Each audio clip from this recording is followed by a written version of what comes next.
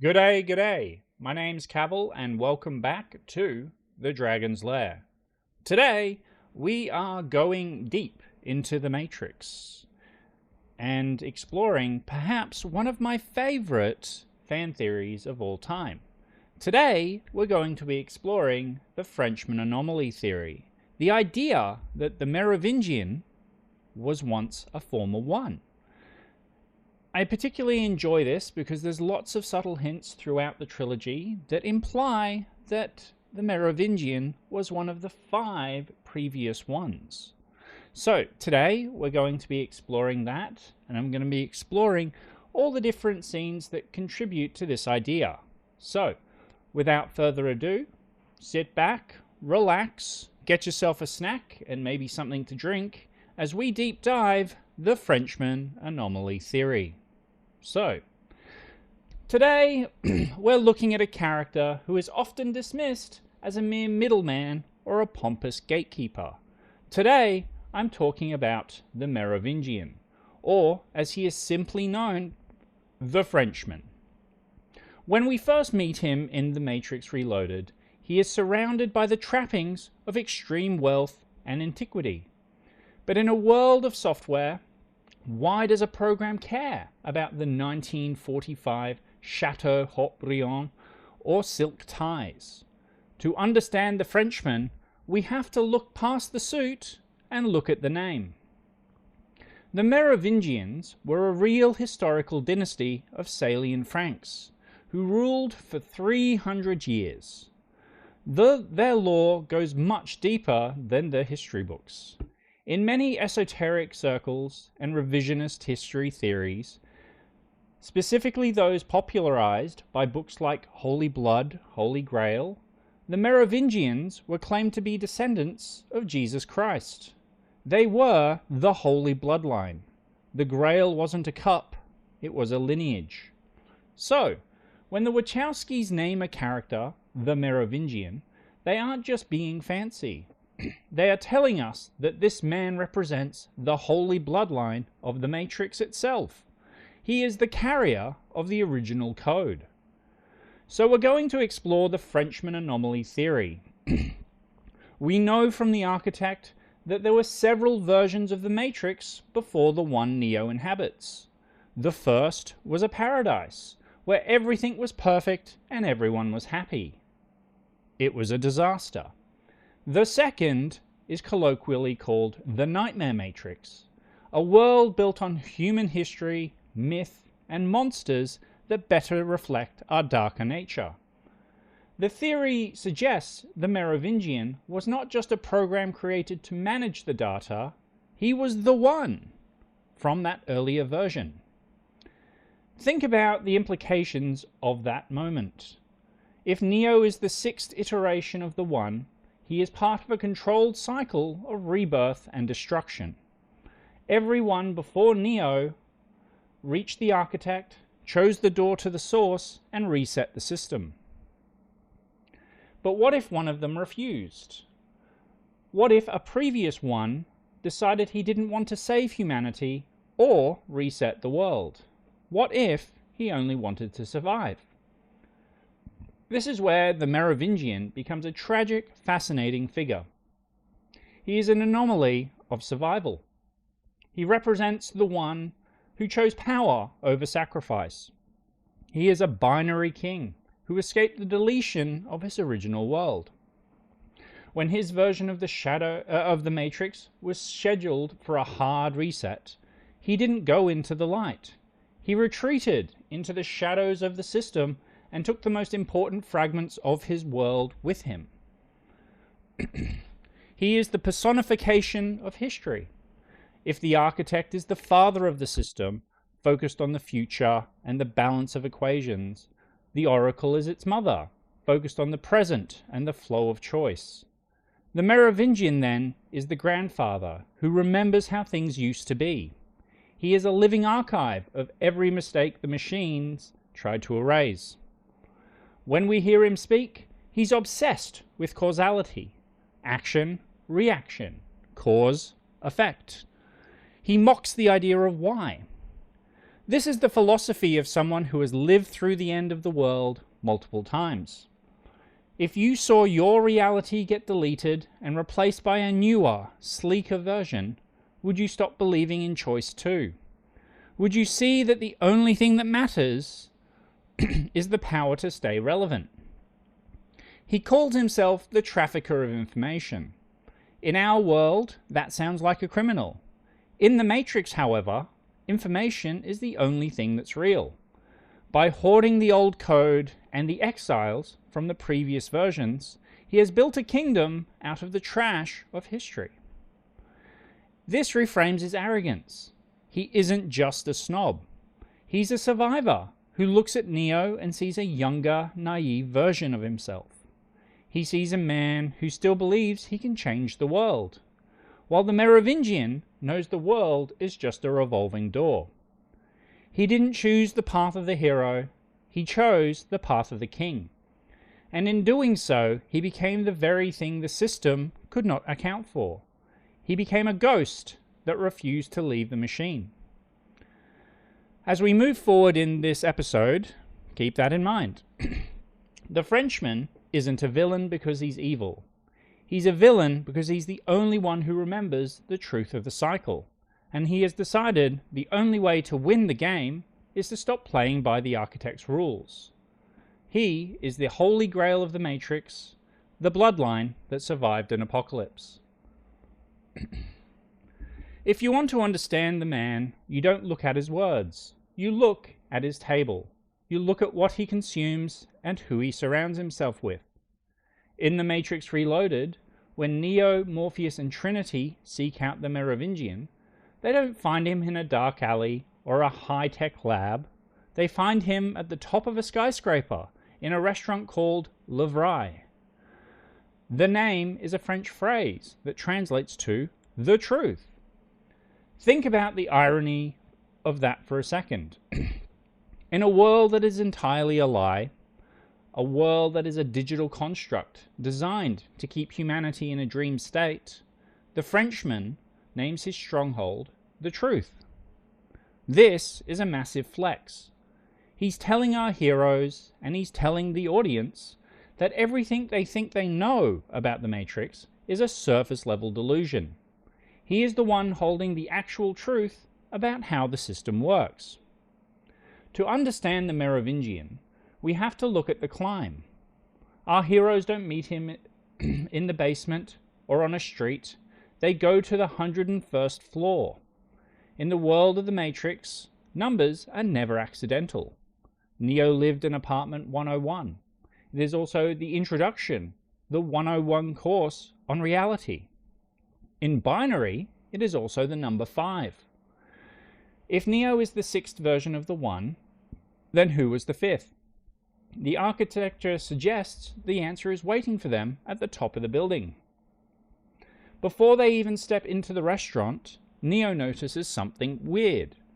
He looks at the walls, the floors, and the ceilings through his one vision, seeing the gold glowing code of the simulation. He tells Morpheus that the code is different. It's encrypted. It's obfuscated. This is the first hint that the Merovingian isn't just using the Matrix. He's rewritten his own corner of it. He built a digital fortress that even the Systems 1 cannot easily peer into. Then comes the chilling realization. Neo sees that every single floor of the skyscraper is wired with explosives. Think about the psychology of that for a moment. This is a man who knows he is an anomaly. He knows that at any moment, the agents, the architect, or a new version of the One could come to delete him. The explosives are his burn notice. He would rather destroy the entire history of the previous Matrix versions he carries than let the current system reclaim them. He is living in a state of high-stakes paranoia. It is a very human way for a program to live. The behavior of a king who knows his throne is built on a volcano. When they finally enter Lair, the Merovingian greets them with a smug, knowing smile. But look at his first words. He asks if they want something to eat or drink, then immediately dismisses the offer. He calls these things contrivances for the sake of appearances. This is the spiritual link to Cypher from the first film. Remember Cypher in the restaurant, staring at the steak, knowing that it was an illusion, but choosing to believe the juice was delicious anyway? The Merovingian is the ultimate evolution of that weariness. He is the one who realized the real world is cold and grey, so he returned to the simulation to build a palace out of silk and wine. He knows it's a lie, he admits it's a contrivance, but he indulges in it anyway. He's a savior who sold out for the most expensive version of the dream. He says, "Aha! Here he is at last, Neo, the one himself, right? And the legendary Morpheus, and Trinity, of course." Listen to that phrasing, at last. He's been waiting for this specific moment in the cycle. He isn't surprised to see Neo. He's bored by it. He's seen this movie before. He treats them like guests at a dinner party he has hosted half a dozen times. He mentions that Trinity is so beautiful, she makes him suffer. This is our first clue into his Hades persona. He's a creature of passion, of suffering, and of sensory overload. He's the polar opposite of the architect's cold, sterile performance. He offers them wine, specifically Chateau Haut-Brion, 1959. He talks about how he loves the French language, comparing it to wiping your ass with silk. It is vulgar, yes, but it's deeply revealing. He's sampled every language, every culture, every version of humanity.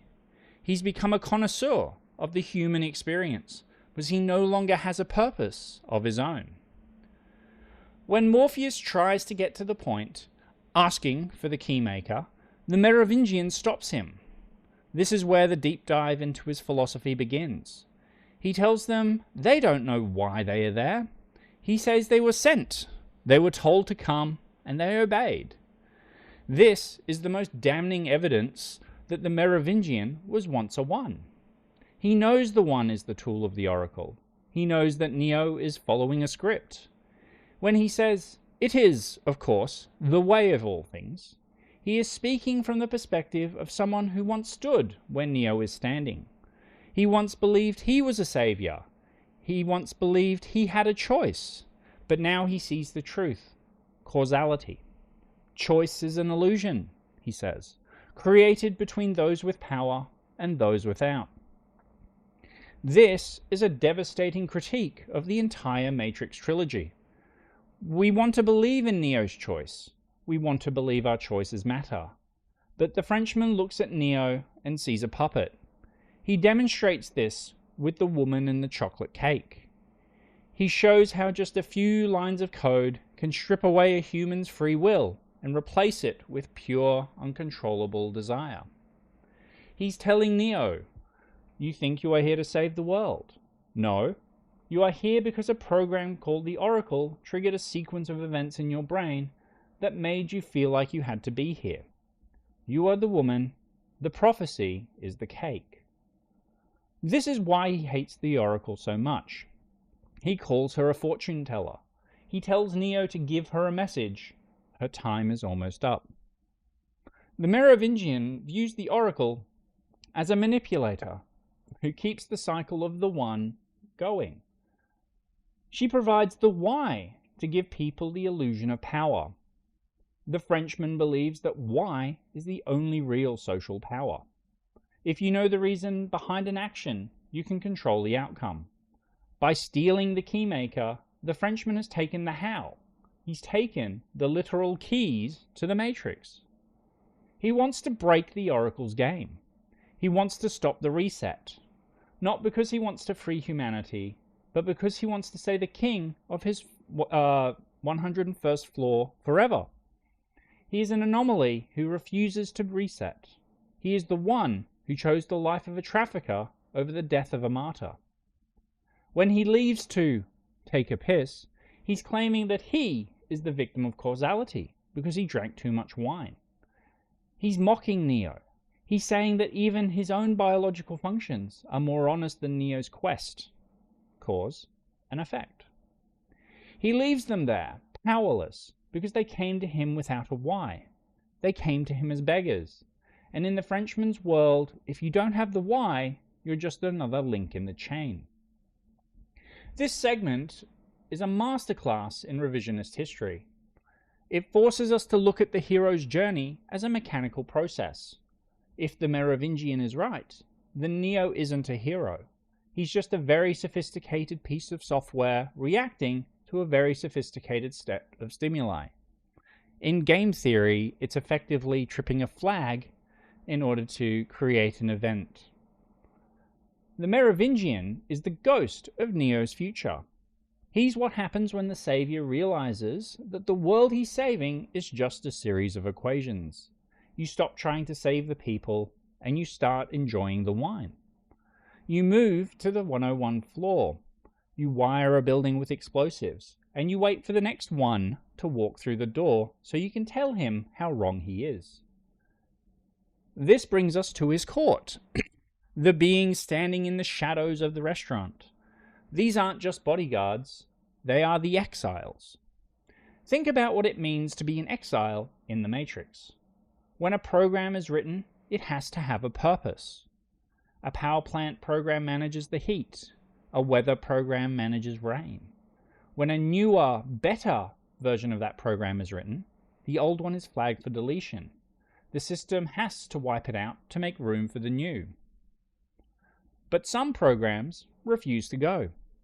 They've developed something like a soul, or at least a survival instinct. They run, they hide. And where do they go? They go to the Merovingian. Look at the men standing behind him in that restaurant. They look like characters out of an old mob movie or a gothic horror novel. They are the remnants of what we call the Nightmare Matrix. This was version 2 of the system. The machines realized that humans didn't accept the Paradise Matrix because life without struggle felt fake. So they went to the other extreme. They built a world of monsters. They built a world where the agents were vampires and werewolves and ghosts. A world of pure terror. It eventually failed because it was too unstable. But the programs created for that version didn't just disappear. The Merovingians saved them. The twins, those pale, dreadlocked figures who can phase through solid matter, are literally ghosts in the machine. They are pieces of code from a previous version of the Matrix where the laws of physics were different. When you see them standing in Lair, you aren't just seeing henchmen, you're seeing a collection of museum pieces. The Frenchman is a curator of the obsolete. There is an empathy here that we often overlook because the Merovingian is so smug and pompous. He provides a sanctuary to the deleted. He is the patron saint of the things the architect wanted to throw away. If the architect represents cold, calculating future, the Merovingian represents the stubborn, defiant past. He is the reason why the myths of vampires and werewolves in the Matrix. These aren't glitches, they are survivors. But why does he keep them? Why build an army of ghosts and monsters? This is where the theory of his origin gets deeper. If the Merovingian was a previous version of the One, he knows that he is eventually going to be hunted down. He knows the system wants to reclaim his code. He surrounds himself with these exiles because they are the only ones who hate the system as much as he does. They are bound to him not by loyalty, but by the fact he is the only thing keeping them from deletion. In the restaurant, he treats them like servants, but they are actually his wall against the world. He has turned his truth into a fortress. When he mocks Morpheus for believing in why, he is expressing the deep cynicism of someone who has seen the cycle repeat too many times. Why is the question of a child? How is the question of a master? He knows how the wine tastes because he wrote the code for the sensation. He knows how the woman will react to the cake because he manipulated her variables. He is trying to show Neo that the one is just another variable. He's telling Neo that he isn't a savior. He's just a more complex version of the chocolate cake. He is a reaction to a cause. This realization is devastating if you really think about it. It suggests that even the rebellion of Zion might just be another layer of the simulation, another cause designed to produce an effect. The Frenchman is the only one who stepped outside this loop. He doesn't fight the system anymore. He sits in his high-end restaurant, drinks his wine, and watches the world burn and rebuild itself over and over again.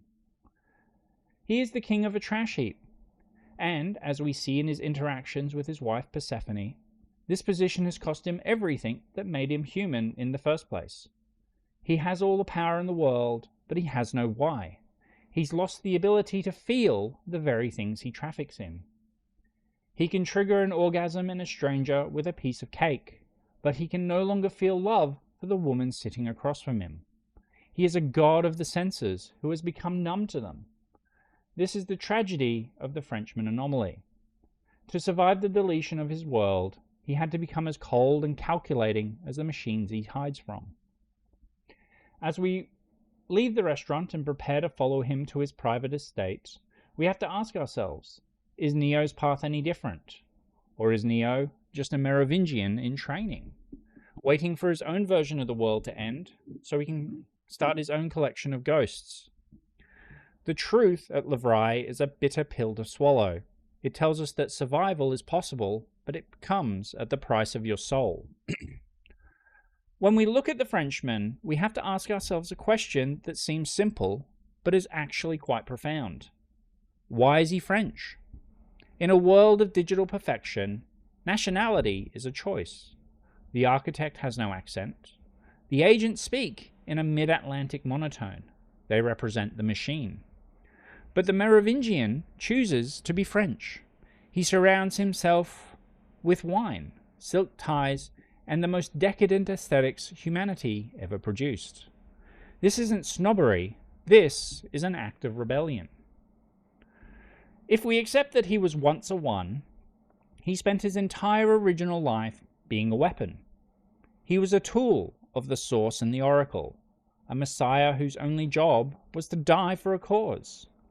When he chose to survive, he didn't walk away from the job. He walked toward the most human experience possible. He chose a culture defined by the senses, food, romance, and philosophy.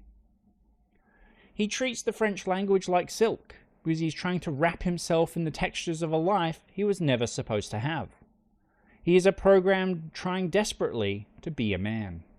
Every sip of wine and every vulgar joke is his way of saying to the architect, You made me to be a calculation, but I have decided to become a connoisseur. There is a deep hidden tragedy in this. He is so focused on the how of the human experience, the taste of cake, the feel of silk, that he's completely lost the why of the human soul. He's built a beautiful gilded cage made of European history because he's afraid of just being a piece of code again.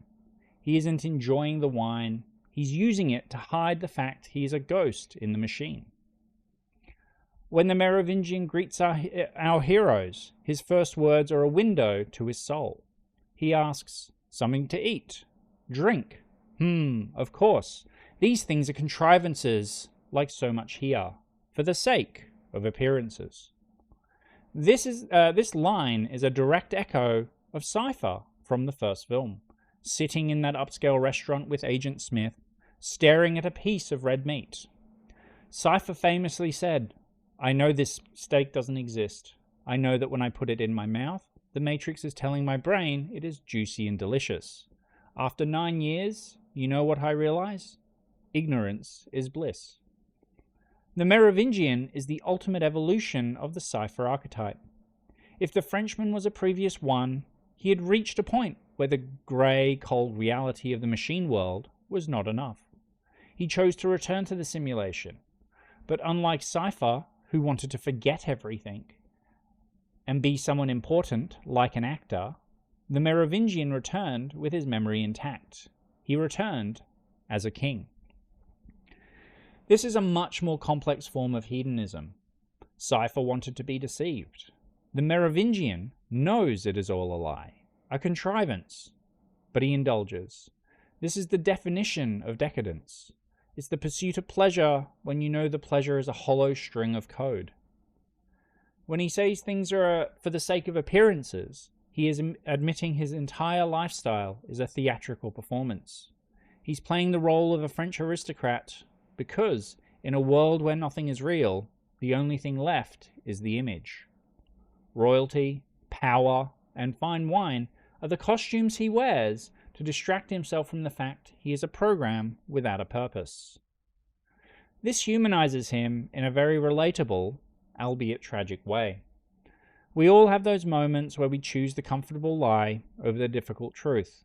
We choose the screen, consumerism, the status symbols, because reality of our own insignificance can sometimes be too much to bear.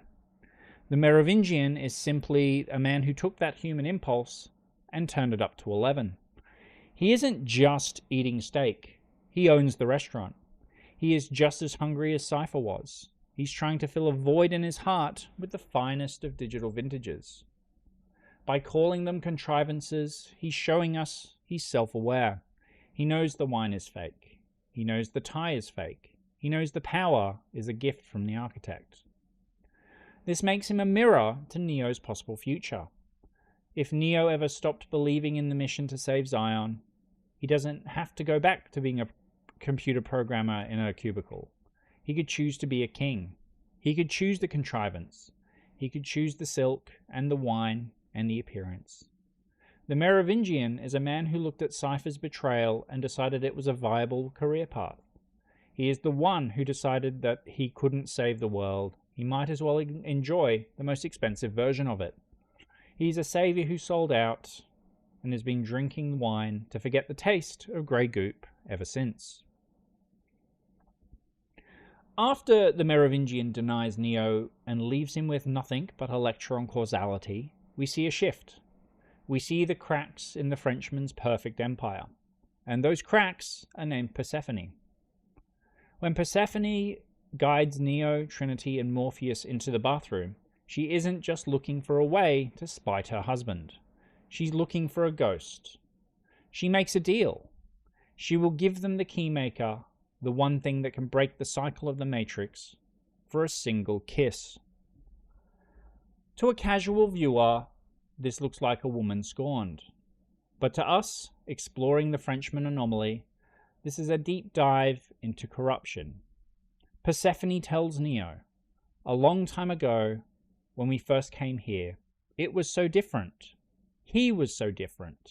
He was like you. Stop and let that sink in. She doesn't just say he was a hero. She says he was like Neo. This is the smoking gun for the theory that the Merovingian was once a one. He was a messiah of a previous version of the Matrix. He had the same fire, the same sense of purpose, and the same love for his Trinity, who, in this case, was Persephone. But something happened. The Merovingian solved the problem of the Matrix by deciding to rule it instead of saving it. He lost the ability to feel. He traded his why for the how, and became a creature of causality. When Persephone asks for that kiss, she isn't just looking for physical contact. She's a program that lost its primary input. She's sampling Neo's code. She wants to remember what it was to be, what it felt like to be loved by a man who still believed in something. She is an addict looking for a hit of her history.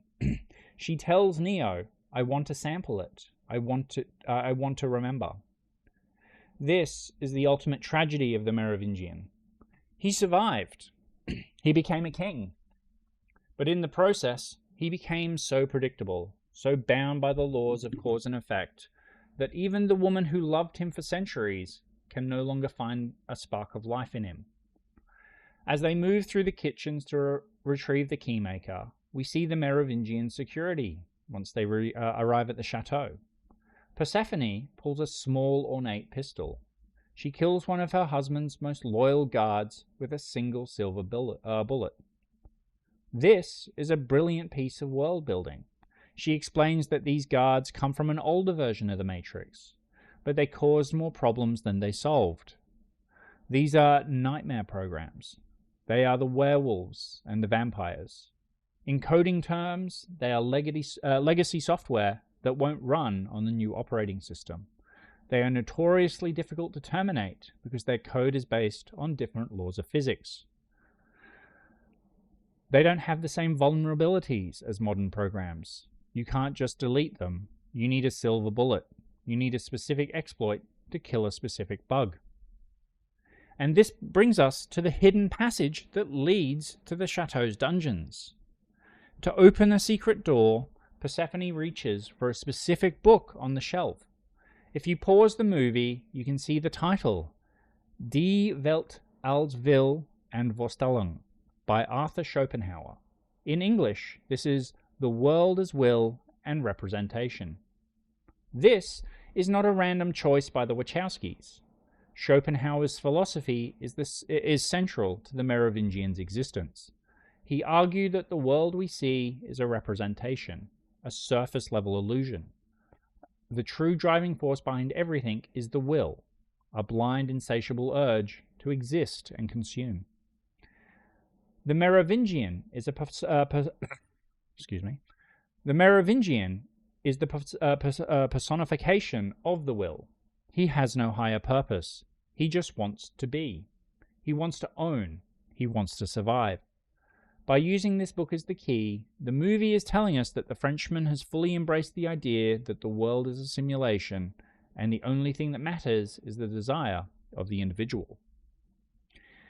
After retrieving the keymaker and exiting the passage, they enter the great hall of the chateau. They are confronted by the Merovingian himself.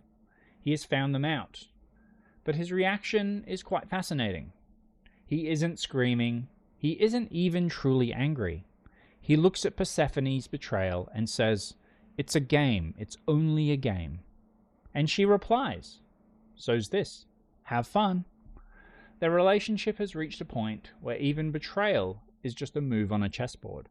They are so old, they've lived through so many resets of the world, that human emotions have become games to pass the time. The Merovingian raises a single eyebrow. It is a moment of pure, ancient recognition.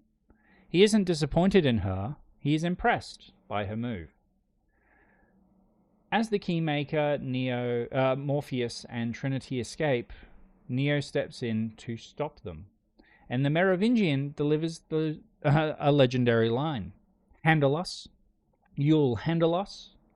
You know your predecessors had much more respect." This is the first time in the trilogy where it's hinted that there's been past versions of the One. Predecessors implies that the Merovingian has seen the One before, many times. He's had this conversation with men who looked exactly like Neo, or men who were vastly different, but they all carried the same program. You can even see in the similarity of the outfits they're wearing. Neo in this scene is wearing a dark cassock, and the Merovingian, his mirror, is wearing a suit with a high collar, and it's a long black coat. They're almost mirrors if you pause and see that scene. After Neo effortlessly defeats his henchmen, showing he is more powerful than those who came before, the Frenchman doesn't flee in terror. He just sighs. "God damn it, woman, you will be the end of me." The line is that of a tired husband, not a villain. He knows he can't kill Neo, but he knows Neo can't kill him. With finality, he turns and says, "I have survived your predecessors. I will survive you." And then he leaves. The Merovingian is a permanent fixture of the Matrix. He is a mountain that the River of the One has to flow around. So let's talk about that mountain. After the fight, we learn something interesting. The Merovingian chateau is not in the city. It's located in the mountains, over 500 miles away. To get there, you have to use the back doors, the machine code that allows you to jump from one space to the next. You have to use one of the keymaker shortcuts to get there. So why is the chateau so far away? Why is it in the mountains? In computer terms, the megacity is the main bus of the operating system. It's where all the main traffic happens, where all the users are, where the agents, who are the system's antivirus, are most active. The mountains represent a partition server. It's an air-gapped environment that is physically and logically separated from the rest of the network. The agents never go to the chateau because they can literally never find it on the map. It exists on a private server that only accepts connections from the back door. This is why the Merovingian is so safe. He isn't hiding in a building, he's hiding in a different piece of hardware. The mountains are the partition. They are the empty space on the hard drive where the deleted files go to hide. This is why the Merovingian is the king of the exiles. He owns the only server in the world the machines don't have access to. When Neo leaves the chateau, he realizes he's been played. He runs to try to save the Keymaker, Trinity, and Morpheus, only to realize that the chateau is 500 miles due south from the city, and you see a moment where he has to fly all the way back to the city.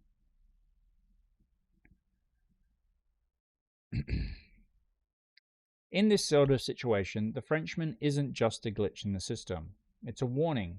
It's what happens when you have all the power of one, but no love left to give. I want you to think about the Frenchman's final look at Neo before we move on. It isn't a look of hatred, it's a look of pity. He knows that Neo is going to the source. He knows that Neo is going to talk to the architect.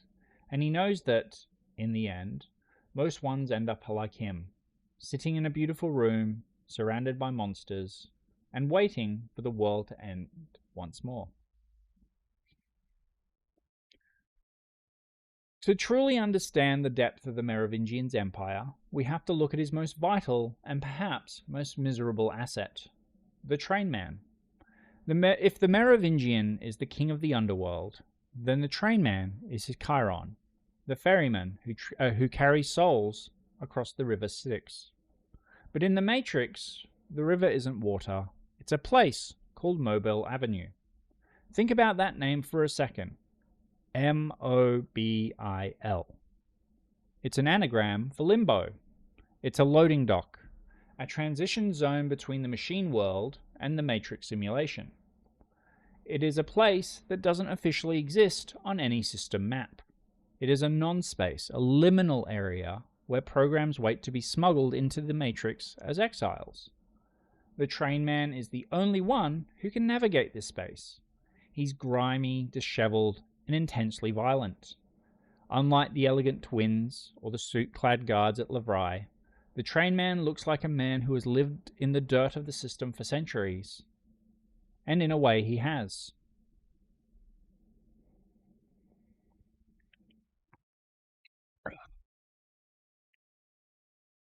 He is the Merovingian's most loyal servant because the Frenchman gave him a purpose that the architect never would.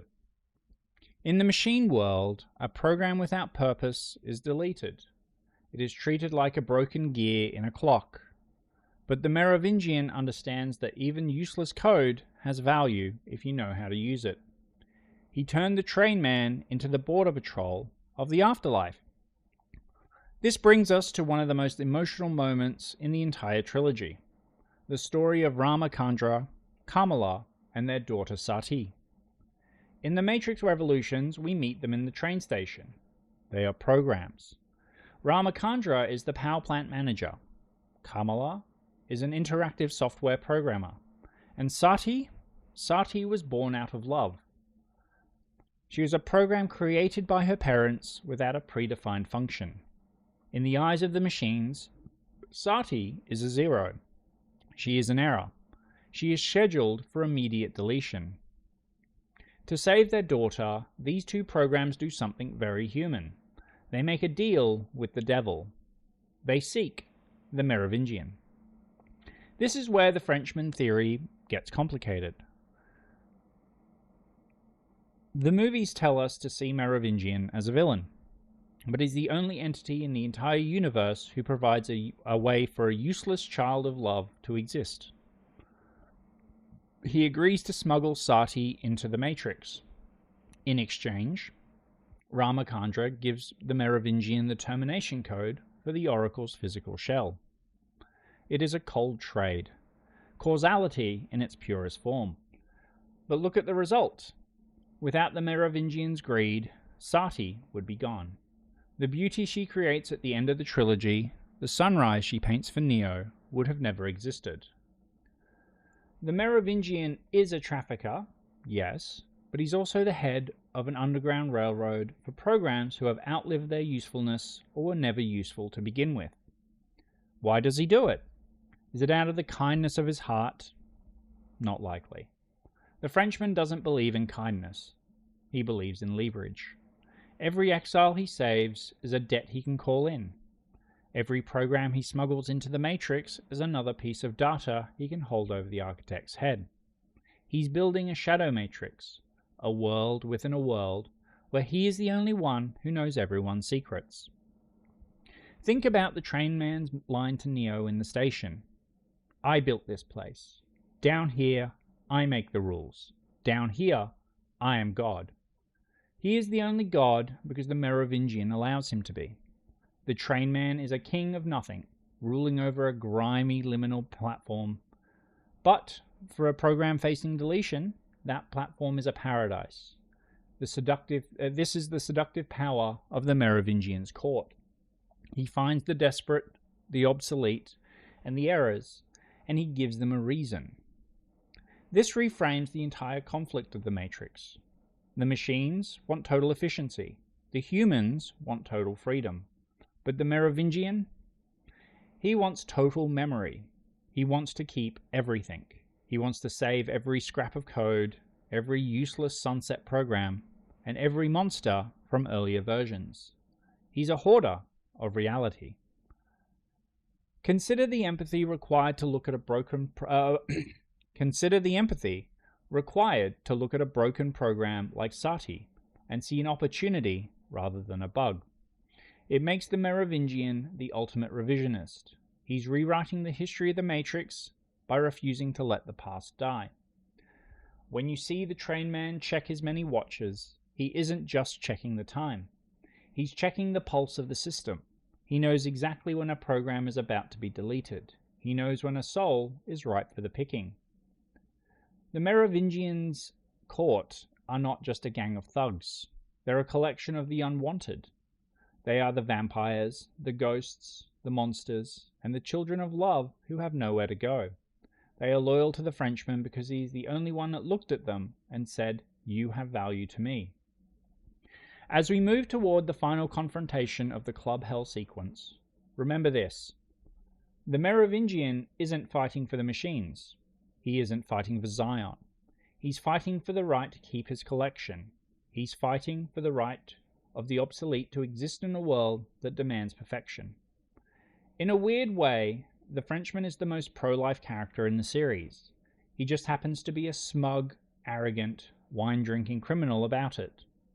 If the chateau was the high mountain of the gods, we are now descending into the basement of the universe. To understand the Frenchman, we have to understand a place that doesn't exist on any map. Where are we?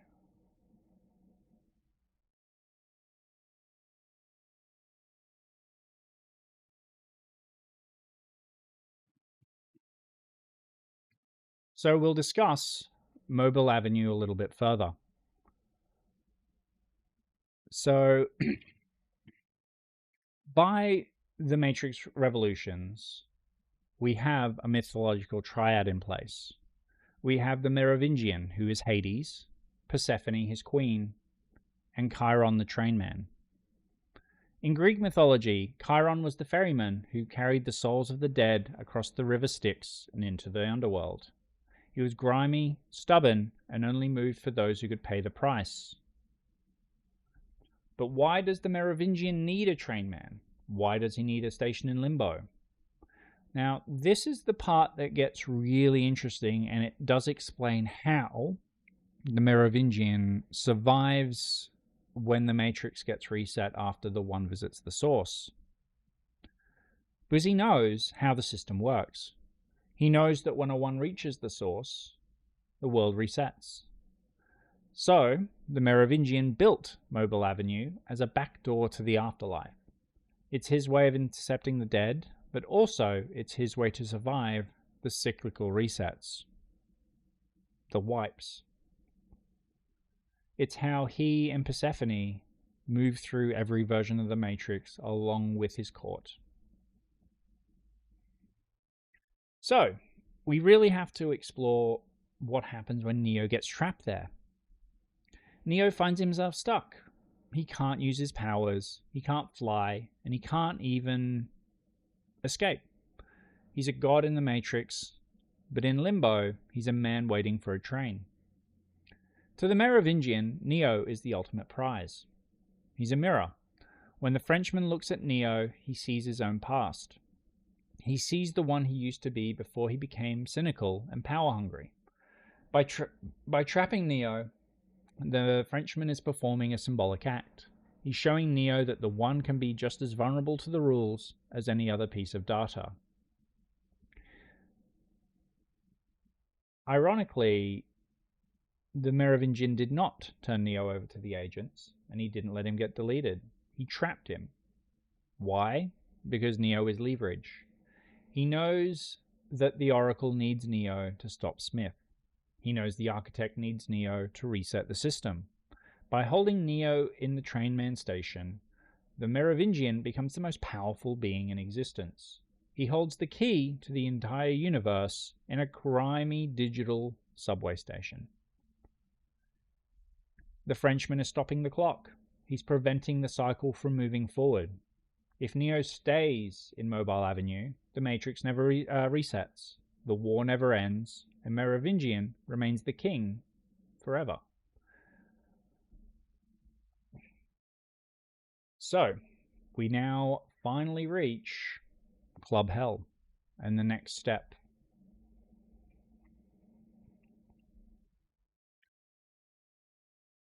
Club Hell is an extremely fascinating sequence in the Matrix Revolutions. And there is a sheer level of mythological weight during these sequences as well. To explore that, we have to explore the myth of Hades and the ransom of the soul. In Greek mythology, Orpheus was a legendary musician who descended into the underworld to bargain for the wife of his soul, Eurydice. He went into the dark with nothing but a song. He hoped to move the heart of a god who had no heart. In the Matrix Revolutions, we see a brilliant mirror of this tale. Trinity is our Orpheus. She's the one who descends into the digital underworld, past the bouncers and the security, to reclaim the soul of the man she loves. Just like the myth, the king of the underworld is waiting for her. The Merovingian is Hades in every sense of the word. He sits in a club named after the Norse goddess of hell. He's surrounded by his exiles. But where the mythological Hades was moved by a song, our digital Hades is much more pragmatic. He demands a ransom. In the myth, Hades let Eurydice go because of the beauty of Orpheus's music. In the Matrix, the Merovingian demands something far more valuable, the eyes of the Oracle. This is where the Frenchman Anomaly gets truly fascinating. Why does he want her eyes? He tells Morpheus, "It is said they cannot be taken, they can only be given." The Frenchman is obsessed with vision. Think for a moment on the Merovingian's predicament. He's a man who can see the past perfectly. He's a survivor of every previous iteration of the Matrix. He understands the history, the code, and the mechanics than anybody else. but he is a beggar in the face of prophecy. He's a man trapped in causality. He can tell you why a glass fell off a table, but he cannot tell you what will happen tomorrow. By demanding the eyes of the oracle, he's bridging the gap between the king of the past and the king of the future. He's still a slave to a script he didn't write. As Trinity, Morpheus, and Seraph enter the club, we get a moment of incredible lore. The bouncers and the henchmen look at Seraph and call him wingless, and then the Merovingian speaks. "What in the hell? I don't believe this. The prodigal child returns. Large sans als. Are you here for the bounty, Seraph?" This isn't just flavor text. This is a massive reveal about Seraph's origin. In the Matrix mythos, angels were programs from the very first Matrix, the Paradise. If Seraph is an angel without wings, it implies he was stripped of his original function. He was once maybe part of the Merovingians' inner circle. And this is followed by the Merovingians' next line, "My little Judas." Think about what that name implies. Judas Iscariot is the ultimate traitor. If the Merovingian was a previous one, then Seraph was likely a protector, just as he is now the Oracle's protector. But when the previous Matrix version ended, or when the Merovingian chose the path of exile, Seraph stayed loyal to the system or the Oracle instead of the man. In the Frenchman's eyes, Seraph is a traitor because he chose the prophecy of the Oracle over the loyalty of the bloodline. This is why the Merovingian is so bitter. He doesn't just see a bodyguard, he sees the man who abandoned him when his world was falling apart. The Merovingian continues, "I can only surmise that the fortune teller has found herself another shell. Disappointing, but not unexpected. I do hope, however, she has the good manners to learn her lesson, and to remember that there is no action without consequence, and if you take something from me, you will pay the price." When Morpheus asks to make a deal, the Merovingian laughs. He loves this moment. He loves it because it proves his philosophy of causality. I have told you before, there is no escaping the nature of the universe. It's that nature has again brought you to me. Where some see coincidence, I see consequence. Where some see chance, I see cost. Bring me the eyes of the oracle, and I will give you back your savior. This is the core of the Frenchman's belief system. He refuses to believe in chance. To him, Neo being trapped in Mobile Avenue wasn't a mistake or accident. It was the consequence of Neo's actions, the cost of Neo trying to change the system. He is offering what he thinks is a fair and reasonable deal. But what he is actually trying to do is blind the revolution. If he has the oracle's eyes, the resistance has no guide. If he has her eyes, he can finally see the why that has eluded him in every version of the Matrix. This is a surprisingly human element here. Despite all his knowledge, he fails to calculate. The Merovingian understands cost, but he doesn't understand sacrifice. He assumes Trinity will weigh the cost of the oracle's eyes and decide it is too high. He assumes that she will play by his rules of logic and negotiation. He doesn't realize that Trinity, like the oracle, operates on choice and love, variables that his causality-based equations cannot account for. When Trinity finally loses patience and pulls her gun, she isn't making a deal. She's breaking the game. She's telling him that she is willing to die right then and there and take everyone in the room with her just to save Neo. The Merovingian's reaction is one of shock. Not because he is afraid to die, but because her action makes no sense in his world of consequence. He thinks in terms of profit and loss. She thinks in terms of all or nothing. In this moment, the Frenchman is laid bare. He is the smartest program in the Matrix, but he's fundamentally broken because he cannot understand the power of an irrational heart. He is the king of the dead, forever begging for a vision of the future he will never be part of. He holds the keys of the underworld, but he's realizing that the people he is trying to keep in the dark are the ones who actually want to bring the light.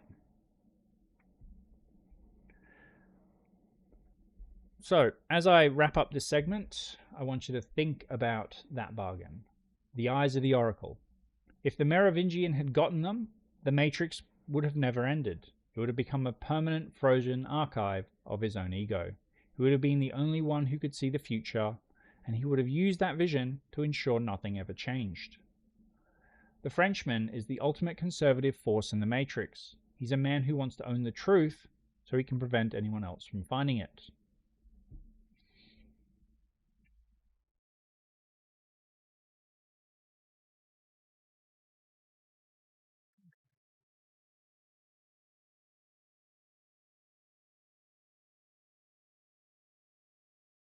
Okay, so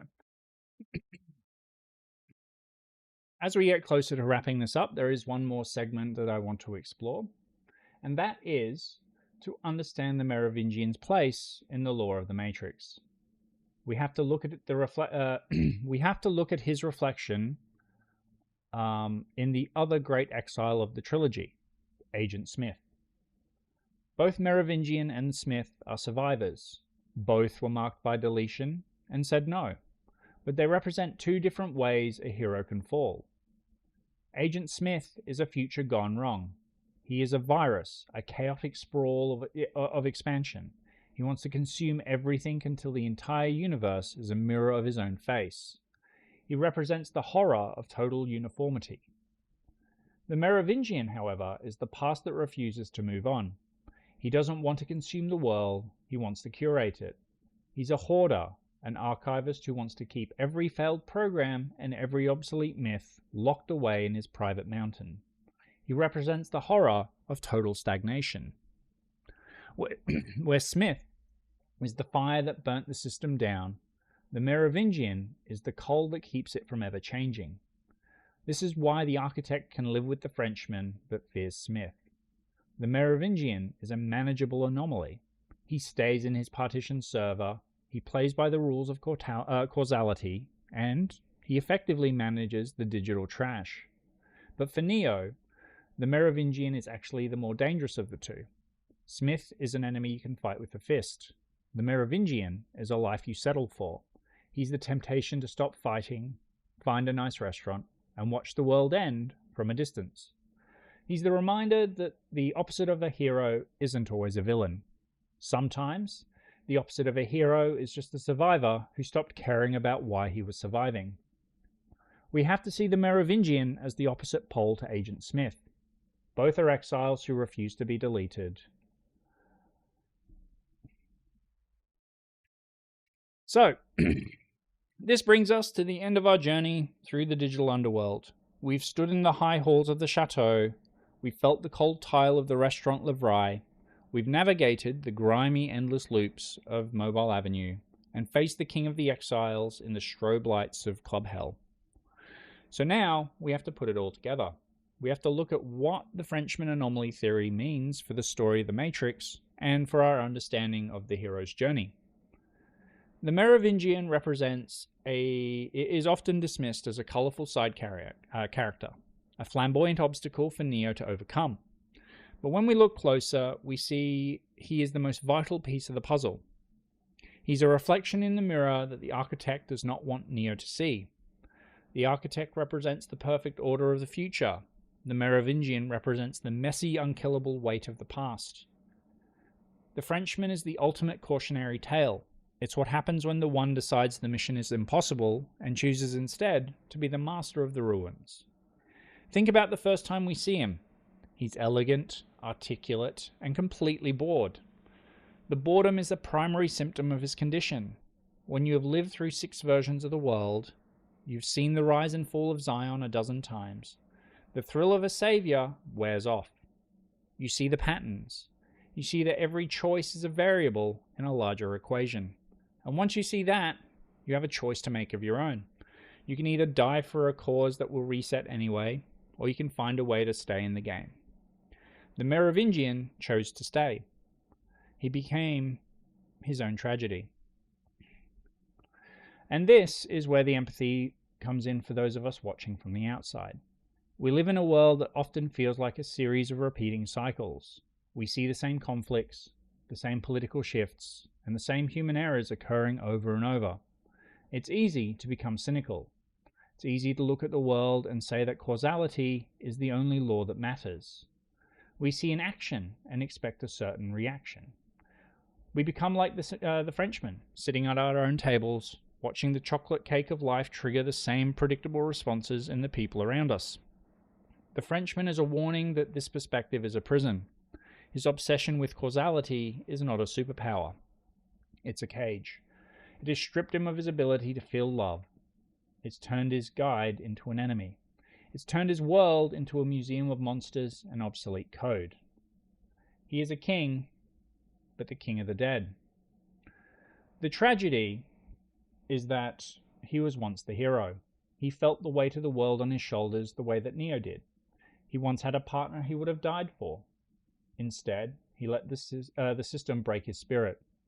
He allowed the complexity of the Matrix to convince him that his will did not matter.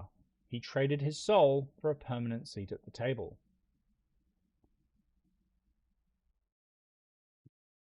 This is why he hates the Oracle so much. She represents the idea that things can be different. She represents the hope that he abandoned centuries ago. Every time a new one comes to his door, the Merovingian is forced to confront the fact that he failed. He tries to hide his failure behind the mask of smug superiority. But in a few moments in the series, we see the man who is still grieving for the world he couldn't save. His sanctuary is in the mountains. His sanctuary in the mountains, the chateau, is a physical manifestation of this denial. It's located 500 miles from the city, separated by a partition the agents cannot cross, a world where time stands still. He surrounded himself with furniture of the past and guards of a failed version of reality because he cannot face the present. His fortress is built from nostalgia. And yet, despite all his flaws, the Merovingian is necessary. Without him, programs like Sati would have no hope. Without him, the history of previous versions of the Matrix would be completely erased. He is the guardian of the glitches, the one who keeps the outliers alive. In a world of perfect machine logic, he's the only one who values the irregular, the broken, and the beautiful. He is the dark heart in the simulation, and without that heart, the Matrix would be a sterile, lifeless void. When Neo walks away from the Merovingian, he isn't just winning a fight, he's rejecting a future. He's looking at the man he could become and saying no. The Merovingian's final line to Neo is a reminder the cycle is not over. I have survived your predecessors, and I will survive you. This is the ultimate boast of a survivor. He doesn't have to win, he just has to outlast. He is a mountain, and the hero is just the river flowing past. So as we close this deep dive on the Frenchman Anomaly theory, I want you to think about the Frenchman in your own life. Think about the parts of yourself that have become cynical, the parts that have stopped you believing in choice because the patterns of life seem too predictable. The Merovingian tells us that survival is not enough. Power is not enough. If you lose your why, you lose your ability to see past cause and effect of the daily grind. You're just waiting for a train in a station that never leads you anywhere. The Frenchman Anomaly is the testament to the fact that we are more than our programming. We are more than the reactions we are triggered to have. We are the choices we make when the logic of the world says we have none left. The Frenchman will always be there, sitting in his restaurant, drinking his wine, and watching the world repeat itself. He's the memory of the Matrix, king of the exiles, but not a master of the future. That belongs to people who are still willing to believe in the miracle. So, on that, I want to thank everyone for joining me on this exploration of the Frenchman Anomaly theory, the idea that the Merovingian was a previous one. It's a story of survival. It's a story of a man who chose not to martyr himself for a cause. And in doing so, he lost everything that was human about him. You can see it in his interactions with Persephone. You can see it in the way he handles his business. And yet you can also see that the one is still there, tucked deep away. He saves the lost and the broken, the outliers. He saves programs that don't have purposes. He saves parts of the past that would otherwise be gone. And on that, I've always really enjoyed this theory. It was always just something I wish the movies had explored further, maybe in like secondary media. A lot of people, and I know, and I get it, a lot of people don't like the sequels to The Matrix. They think that it's too philosophically dense, or there's not enough action. You know, it's not a movie for everyone, but I've always loved it. The Merovingian, of course, one of my favorite characters. It's the reason why I wanted to explore this particular sort of theory, because cause and effect. We've all been subject to it. We've all been triggered to it throughout our lives.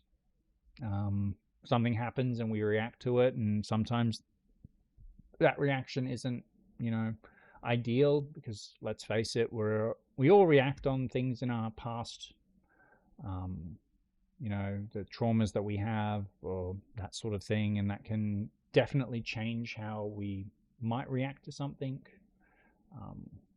But yeah, look, I just wanted to explore the theory. I think it's definitely one of the more interesting subplots in the movie. You can kind of see where parts of the movie were cut and edited, where like Neo's reactions to the architect fail to account for the information that the Merovingian provides to him in the chateau scenes.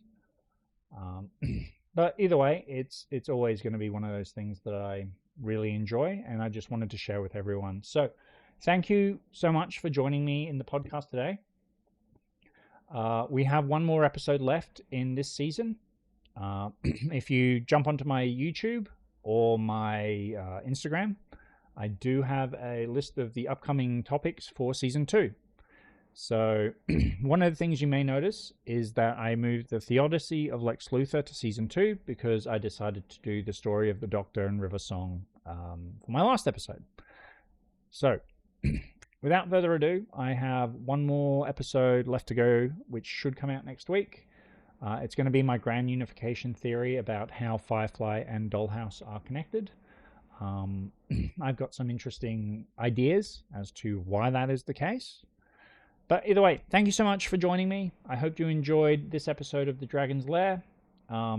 If you like the content on YouTube, throw a like and subscribe onto the channel. Basically as much support as I can get in order to help the channel grow.